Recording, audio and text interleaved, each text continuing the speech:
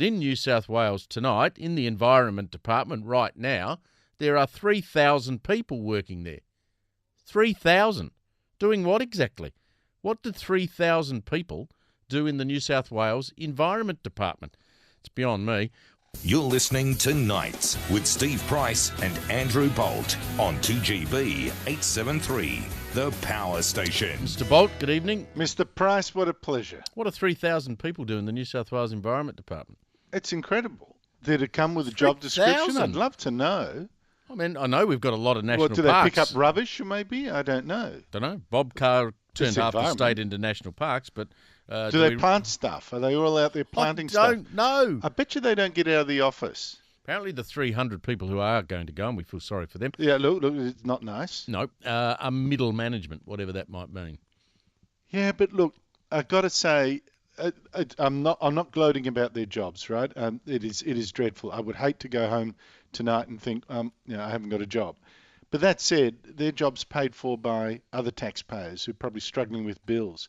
How did there come to be 3,000 surplus to requirement people in an environment department?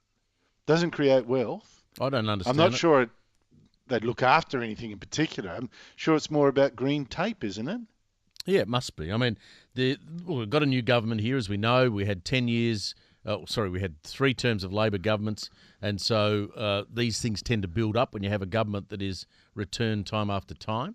Maybe it's just a byproduct of that. Bob Carr was a very green premier, and the subsequent premiers probably inherited much of that. It's just probably grown topsy-turvy over the years. Well, that's the whole thing, isn't it? And the thing with these bureaucracies is when you set them up, many of these jobs, the power in them resides in saying no, not in saying yes. Not in saying, if you just say yes to everything, why are you there? So it starts like with planning departments. Oh, I better say no. Or why don't you do this? Otherwise, you don't have a job. You don't have a role. So the more you have, the more you're guaranteed to have log jams in the system. Yep, exactly. And 3,000, you don't need 3,000 public servants in the Environment Department. I mean, you've done some work on the federal green jobs for the boys in all of these new departments that have to be created to run the carbon tax. I mean, hundreds and hundreds and hundreds of people. Look, it's just a joke. It's just a joke. And it's good to see, although, I'll be on their hammer to make sure it happens, the opposition saying, for example, Department of Climate Change, gone. Several other green bureaucracies, gone.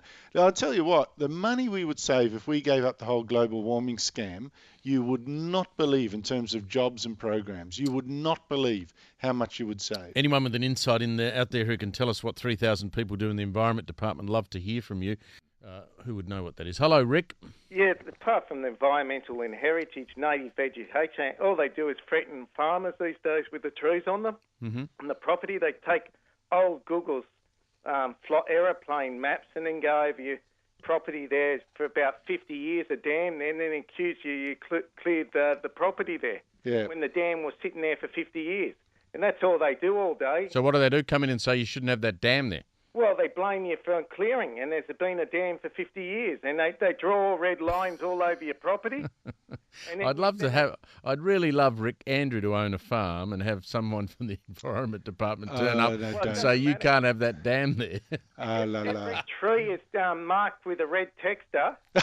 You can have hundreds of acres, and they're gone through with a texter your neighbour's property. And What's that doing to the environment? Well, Barry Farrell done this. And red texters everywhere. What are they putting red textures on your trees for? Well, they claim that's cleared, and at different times of the year, the trees can look different, or a bushfire's gone through, or a wind's blown them down, and they take these old Google... the best environmentalists in the world are farmers. Well, they're not anymore. That's why they're up in arms on TV tonight, because they've gone around and put texters all over the property. These properties were allowed to be cleared, and now they're not. All right, thank you, Rick. Crazy stuff. Ben sends us an email, Andrew. You'll love this. I got a letter from the New South Wales EPA Office of Environment and Heritage marking my land in red, outlining trees which they claim had been removed. I've been accused of removing trees off the land. EPA Office of Environment and Heritage have been using tree surveying by aerial photography by Google Earth to monitor my land for the last 10 years. This new law came in under Barry O'Farrell this year under carbon trading, stealing trees He off should be the ashamed of owner's himself. land. This is Here we like go. mining. You don't even own the trees now on your own land. Look, my head's exploding here. I knew you'd love that. Look. So Barry O'Farrell has got people in the sky, in aeroplanes, snooping on people's properties, right, emitting carbon dioxide as part of a scheme to get rid of carbon dioxide. Insanity number one. They're spying from the sky on people's land to spot trees that normally nobody on Earth would notice were there or not. That's why they're in the sky. That's what's happening. They actually have to take offence. They actually have to go in the air to take offence, because otherwise no one would know, and would anyone care? And all this is done, why? To stop global warming, apparently.